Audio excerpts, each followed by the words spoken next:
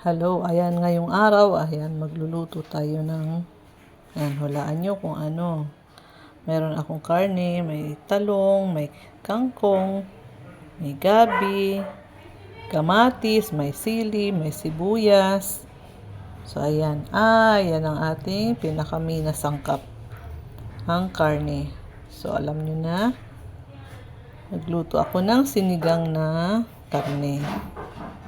Yan, good morning. Morning to all. So, ayan, sasalang na po natin yung ating karne. Ayan, lagay na natin sa ating pan ang ating in-slice na karne. So, ayan na po, nilagay ko na dyan yung ating raw meat.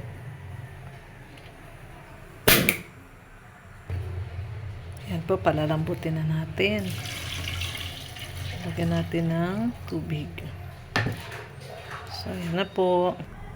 Ayan, pwede natin ilagay ating gabi. Itong gabi na ito, galing lang sa tanim ko. Hihi, ang liit. Ayan, lagay na rin natin ang sibuyas at kamatis. Ayan na, pwede na natin ilagay. Takpan na lang natin ulit. Takpan natin at para lumambot pa ating karne. Ayan, check na ulit natin. Matagal na itong kumulo, no? So, ayan. Ilagay na natin yung ating pampalasa talaga. Yung ating, ayan, sinigang mix. And then, lagay na rin natin yung ating, ayan, yung ating talong. Ayan. So, diskartehan na lang natin yung taas ng presyo ng karne ngayon. Tuloy pa rin kahit konting karne lang, and then lagyan lang ng maraming gulay. Buksan natin, lagay na natin yung pinaka last na gulay natin. Malambot lang kasi ito eh, yung ating kangkong. Ayan, lagay na natin.